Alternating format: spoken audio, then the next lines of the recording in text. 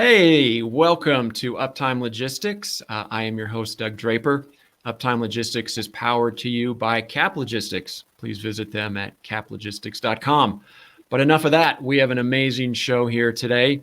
We're going to be talking with John Gould with 10 Tanker. We're going to talk a lot about fire suppression, air fire suppression, and things that are super cool. I got all kinds of great questions that we're going to ask, and we're going to learn a lot about the industry and the process. But first and foremost, we need to introduce our guest, learn a little bit about him and the history of 10 Tanker. So, John Gould, welcome to the show, my friend. How are you?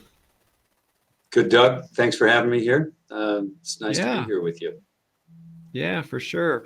So as I said, we like to learn a little bit about our guest, right? And you don't have to go all the way back to elementary school, I promise you. But tell us a little bit about your career, your background, and then how you and 10 Tanker came to be, and a little bit about your business.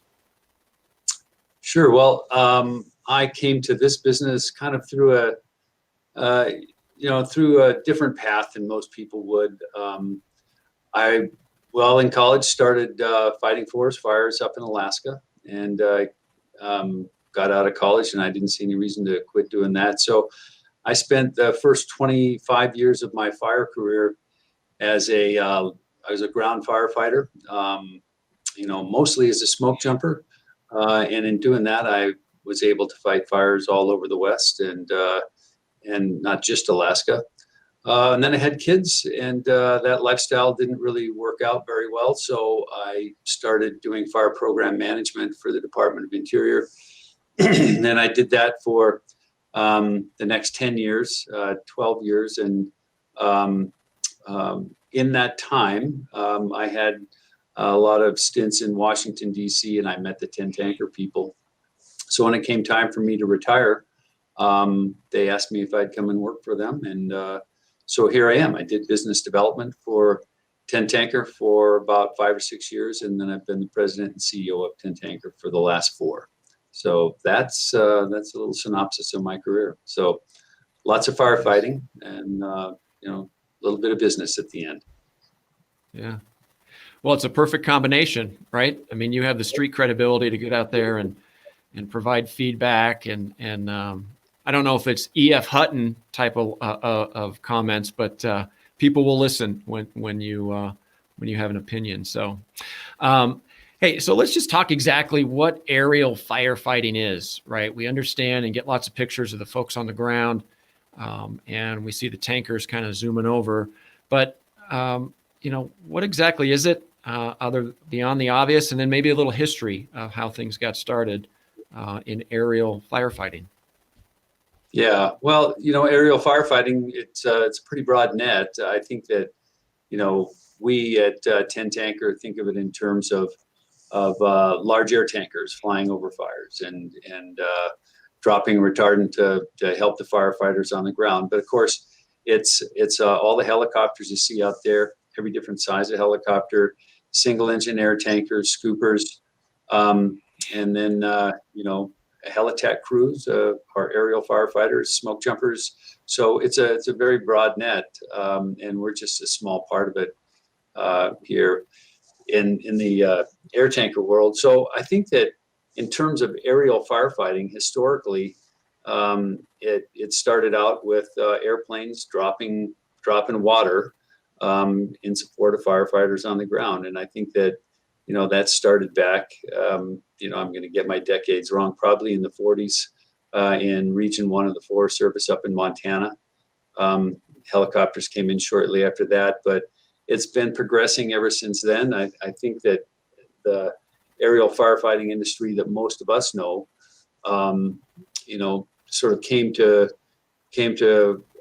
being in the 1970s, 60s, and 70s with old World War II surplus bombers that we see converted, and that sort of stayed with us all the way through the 70s, 80s, and 90s. And we were still flying in old P2Vs and PB4Ys, as late as the late 90s. So it's it's progressed past that now. I think that the Forest Service did a very good job of making their contracts search out and find different airplanes, and that's how these jet-powered aircraft came into being. They were looking for the next generation of air tanker that wasn't a World War II bomber, and so right now, I think it's the most modern fleet that the Forest Service has ever had. Certainly in the large air tanker part of the industry, and got us as in DC-10. All of our airplanes were built in the late 80s, early 90s. The BA 146s and RJ, same thing. 90s. Some 737s that are now starting to creep into the fleet. They're built in the 90s, 2000s maybe. So it's getting to be a progressively newer fleet than we've ever had before, and a more capable fleet than we've ever had before. So that's kind of the history of at least the large air tanker side of it. Nice. Good. Couple questions on the equipment, right? I think most of us see your planes, your industry in action, obviously in the summertime and the fire season. Sometimes I see air tankers. Sometimes I see helicopters. Sometimes they're dropping bags of water. Sometimes they're doing retardant. So this is a two-part question. The first one is, what dictates the type of equipment used versus a helicopter versus a tanker? So that's question one. And then question two, what dictates the use of suppression, retardant versus water? And maybe it's all circumstantial, I don't know, but talk about which type of equipment first, and then why water in some instances and why retardant in others. Yeah, I mean, it depends on what the guys on the ground want, and I think that what you'll find is that if you have an initial attack fire, a fire that's just started, or a portion of a big fire where the fire's really moving and it's really running, and the firefighters that are on the ground can't catch up to it, you need to put in a line. You have to find a way to slow that fire down. So that's where the large air tankers come into play, and that's where we do a good job, is we put long lines in that will slow the progress of that fire, and it's a good use of our tools there. If you are a firefighter that's on the ground and you're working on a portion of line that has occasional flare-ups or trees that are flaring, then you'll find them using a helicopter with a bucket, and they'll find a tree that's starting to torch out. They'll have a helicopter that's working with them, and he can go back and dip in a pond or a stream, and then come back and drop on that flare-up. And so you find a really effective use of helicopters helping firefighters that are working on the line along the ground. They don't lay as good a line down to catch up with the fire that, like an initial attack fire. And a lot of that has to do also with, how transportable these airplanes are, whether or not it's a helicopter or a fixed wing airplane. Fixed wing airplanes get to the fire much faster, but then they have to go all the way back to the base to reload. But in terms of a fire escaping initial attack and an airplane being able to get there and get a line around that fire, fixed wing aircraft do a much better job. Helicopters take a little longer to get there. Not saying they can't do it, but in the industry, that's kind of the way you'll find it breaking out. That helicopters, once the fire's been established a little bit, helicopters are there showing up, and fixed wing aircraft, large air tankers will come and put a ring around the fire if they can. So that's how it works. Gotcha. In terms of what product they will use, I think that everyone would like to use, some kind of fire retardant. And the reason that you see it, it's so common in airplanes now when we fly over a fire, is if you find a day in Colorado, for instance, where it's 90 degrees and that fire is going, the relative humidity is probably about 10%, 12%, something like that. So if you're dropping water with a large air tanker, you're going to lose a significant percentage of that between the airplane and the ground. And then the rest of it, when it hits the ground, is probably going to be gone within 5 minutes, 10 minutes. It evaporates so quickly in those temperatures, especially on southern exposures where the sun's right on it. Water works great, but it goes away fast. So if you can replace that water quickly, like with a scooper or with a helicopter, then fine, you'd want to use water. But if you can't, if you're somewhere that's a long way from a water source and the fire's going, you want that retardant that it's got these gum thickeners in it that keep it hydrated. It goes to the ground and it stays hydrated on the ground for hours. And so it's an effective tool even hours after they drop it. So that's the reason that you'd use different retardants and why sometimes you'll see water being dropped. They're close to the source and they have a helicopter or a scooper that can go around in short circles. But by and large, if you have a new start, you want something that's going to stay effective on the ground for a long period of time. And that's why you'll see that red retardant coming out the bottom. Good. That's an awesome explanation. I completely understand now whenever you see the differences. So that thanks for clarifying that. Let's flip into the business side of it, right? It'd be interesting to learn about how your industry is, set up and structured and organized, because they're not just calling 1-800-10-tanker, come help us, right? I mean, there's organization, there's structure, there's processes in place. So talk a little bit about that, right? Anyway, go for it. I think that's the best way. You're going to be able to explain a lot better than I can. So, sure, I'll do my best. So, there are half a dozen large air tanker companies. Probably the same number of companies that fly single engine air tankers. A couple companies that fly scoopers. There are just there are people who get into the industry. They see that they like it and that they think they can make money off of it. And it's not really a hodgepodge. I mean, we're spread all over the West. They're a very Western-centric group of companies. But we're sort of all organized through Forest Service contracting and to a smaller degree state contracting that's around. But you'll find that when we come into business, we have to get certification through the Forest Service in order to fly on Forest Service fires, and that most people have adopted the Forest Service certification. Or if you're the state of California, they want to see that you're a certified airplane and that you have the ability to perform safely on the fire. So to start with, in this business, we all get our airplanes certified, at least in the large tanker business, through the Forest Service, through the Interagency Air Tanker Board. And that allows us to bid on contracts. And the Forest Service has the majority of the contracts. They've become sort of the de facto wildland firefighter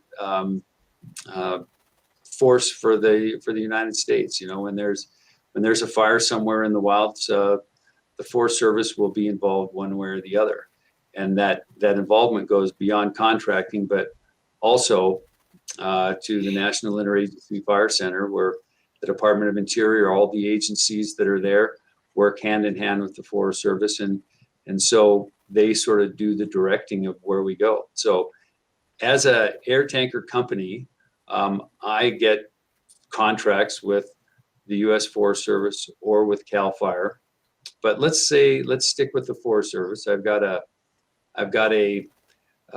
interagency air tanker approved air tanker. I bid on a contract that the Forest Service has, and I get that contract. They will call me early in the spring if it's a exclusive use contract, and say, okay, we want your airplane on the 1st of April. In fact, this year, one of our airplanes, again, was on the 3rd of April. So we've now got, a couple airplanes working for them. They direct us where to go. And they'll say, okay, we want you to go relocate at, maybe it's Colorado Springs, or maybe it's, right now, we're in Mesa, Colorado, or Mesa, Arizona.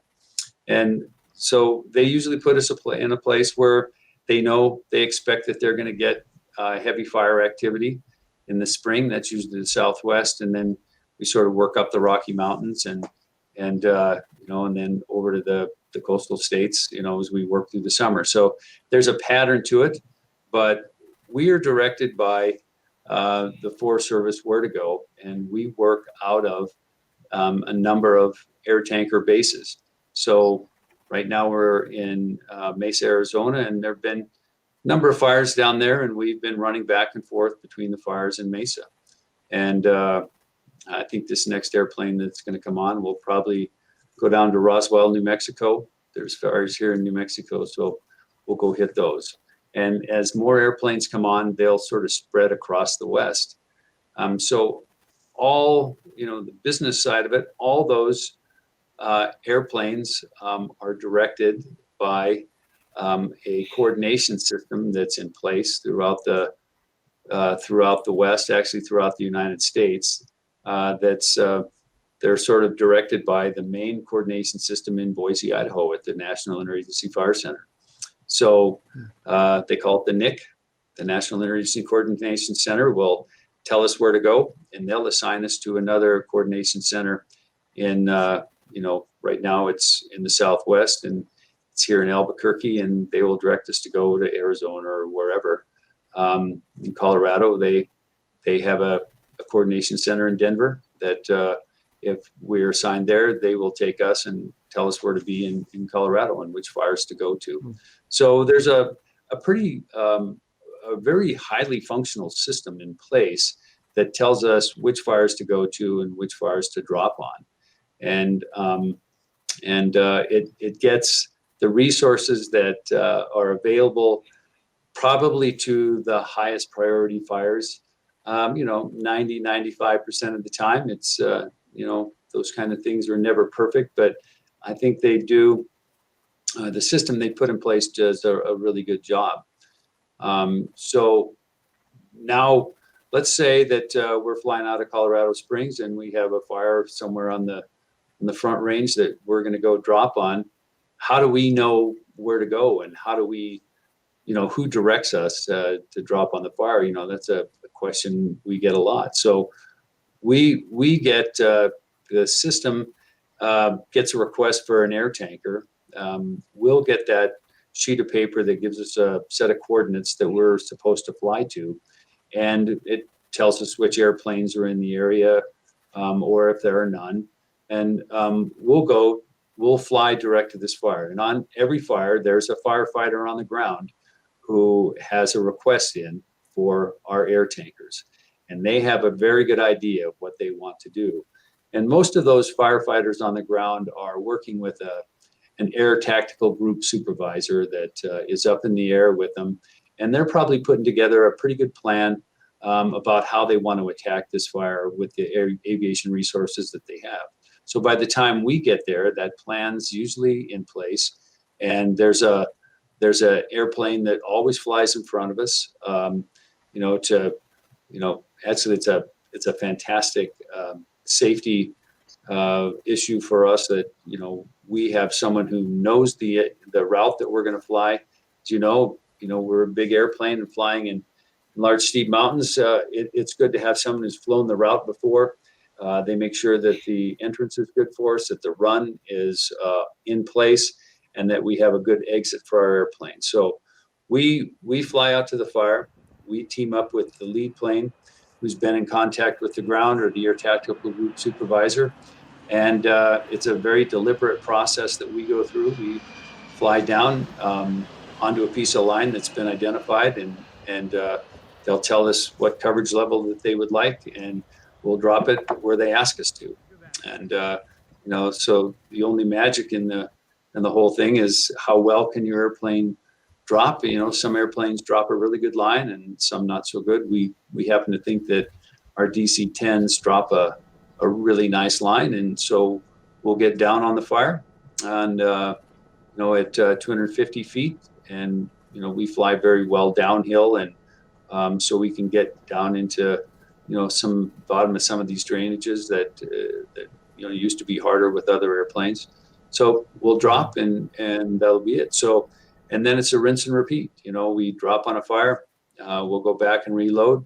If it's a big fire, for instance, those fires in the Colorado Front Range last year, lots of load and returns. We spent a lot of time going back and forth to those fires.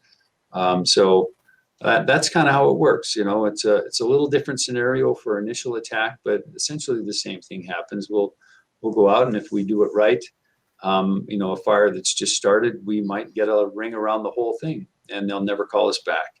And it's a one and done. And but we like to see those, but oftentimes the way fires are burning these days, they once they start, they grow so quickly, and they're very hot fires. So you got to catch them early, or you're playing catch up all the time. Yeah. Yeah. Well, it makes sense to. Okay. No, it's perfect. You covered a couple of follow-up questions, to be frank with you, which is that means you and I are clicking, right? We're doing well. So it completely makes sense that you'd want to be kind of in market, if you will. So your point of origin is not Albuquerque. They're saying, hey, you need to go to Mesa and set up shop, and because of the research and the history we know, and you're going to be closer to the fire. And the one thing that you just made mention of is you see all these movies with pilots, right? Whether it's Top Gun or any other movies where pilots are mavericks or renegades or whatever. And if I'm a pilot and I'm going over the fire, sounds like they do not make a judgment call where, hey, I'm the pilot, I see where I need to go. I know you told me to go left, but I think it's more important to go right. It sounds like those judgment calls just don't exist, and there's really a lot of control on what your guys are doing. Is that correct? For the most part, that is correct. I mean, there are aircraft that have air tanker pilots that are initial attack qualified. That means that they can fly out to a fire without any aerial supervision being over the fire, and they can drop on that fire. They'll have contact with the people on the ground. It sounds like a great idea as a incident commander who spent decades on the ground dealing with initial attack qualified pilots for air tankers. I think that it's better to have aerial supervision. I've seen so many wasted loads where they're put in the wrong place, or you spend so much time trying to describe to the pilot of an air tanker that's just come on the scene where you are, where you want the run, where to start, where to finish. And they're expensive airplanes to fly. So it's better to have aerial supervision. There's oftentimes not enough to go around. So there are air tanker pilots who are qualified to go in without the aerial supervision. But by and large, they better have clear direction from the people on the ground. But Doug, you're exactly right. 90% of the time, we're told where to put it. So you'll see sometimes if you happen to be around a fire where you see an air tanker approaching, there'll be a small King Air lead plane in front of it. You'll see a little puff of smoke that'll come out of that lead plane. And then a while later, you may see another puff of smoke, or it depends on how he wants to do it. But those puffs of smoke are typically where they want you to start and where they want you to stop. And there's a constant dialogue that's going on between the lead plane pilot and the pilot that is running the air tanker. And, they'll say, okay, we're going to turn final here, and you can see where I want you to start at that big pine tree here. And so we'll come up and just start it right here. And then he'll pop the smoke, and then he'll say in straight line here and finish here. And he'll pop the smoke again, and he'll say exit left or something like that. And so we have very good direction on where to go. And the only thing that, again, the magic there is to calculate for wind drift and make sure you're doing that right. And that's where our good pilots do a great job of that. So we managed to get it in there. Nice. Yep. That's where the tribal knowledge comes into play. And it's good to know there's direction right from the ground. Like you said, 90%, if not more. It's very strategic. You would not have thought about wind patterns and how the retardant's going to drop. Quick question on the the refueling or the replenishment, right? So you see the retardant coming out of the plane. When you go back to reload, is it like a tank? I mean, how do you reload the plane? You just hook up a hose like you would like a gas tanker? Or tell me about that. Like, what is it in boxes? Is it totes? Is it chemical? You know, walk us through. You just dropped a load. You went back to base. You just landed. What do you do then?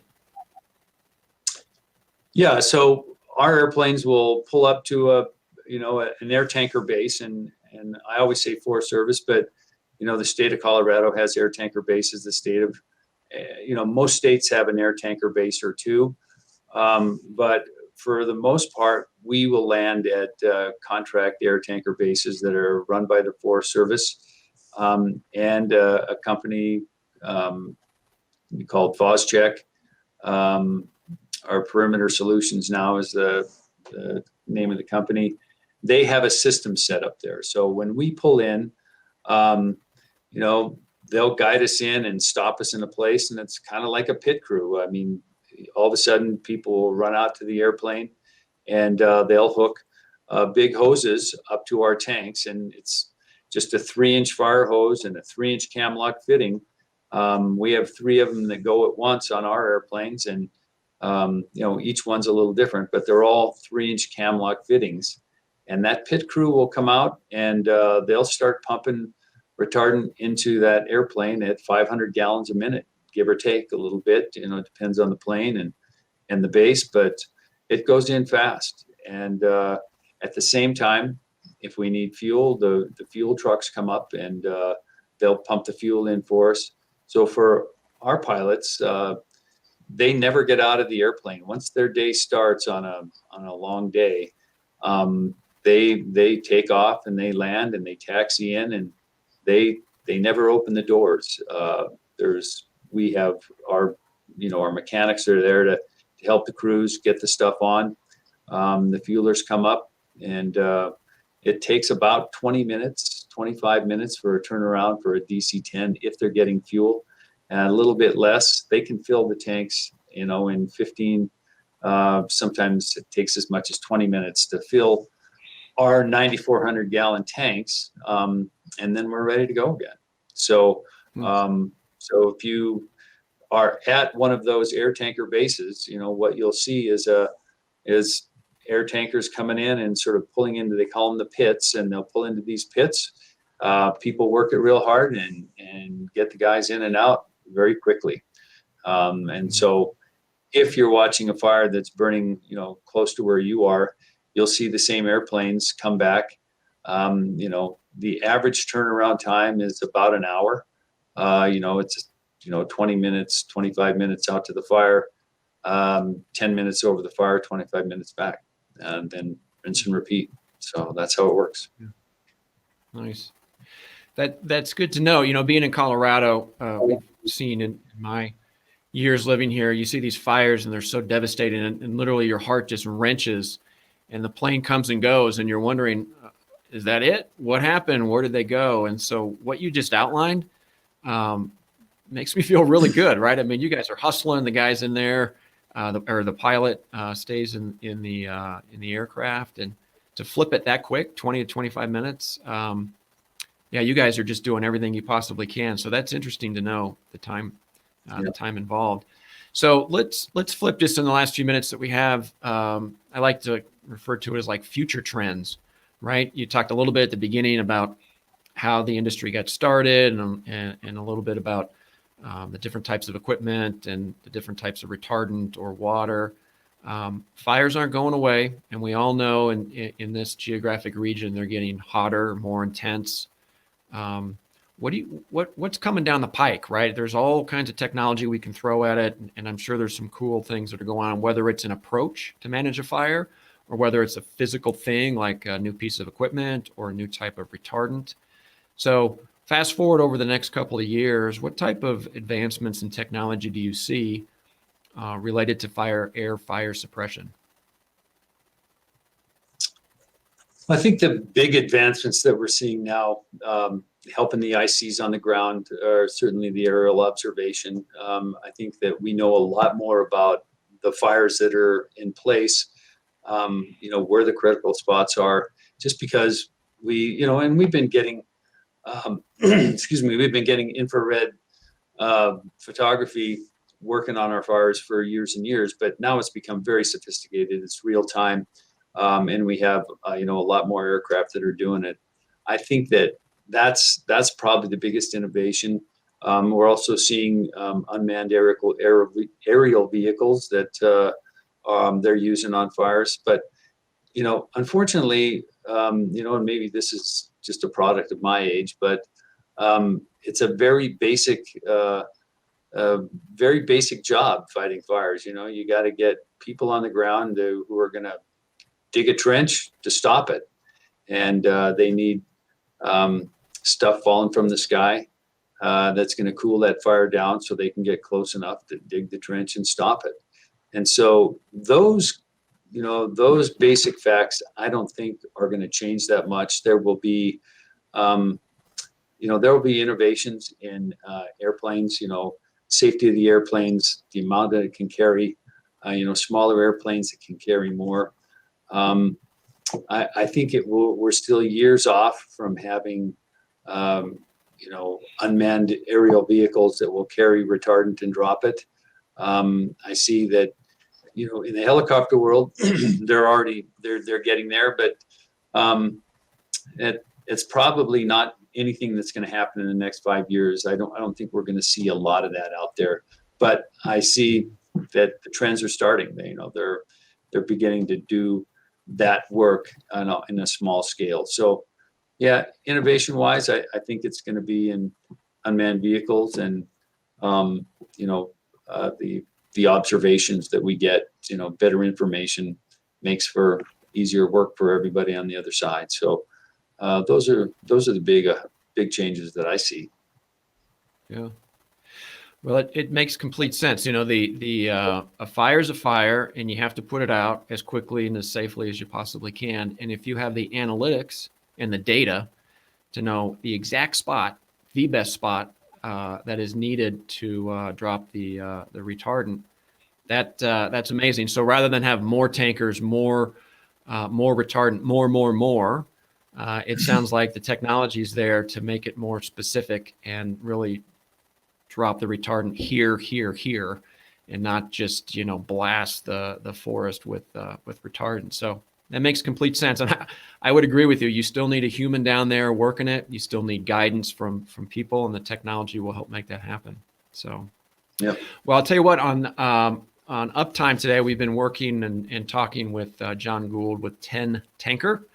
John is a former firefighter. He's dedicated his entire life to the industry, and your depth of knowledge, your passion for the industry and knowledge of what things are going to do moving forward is evident.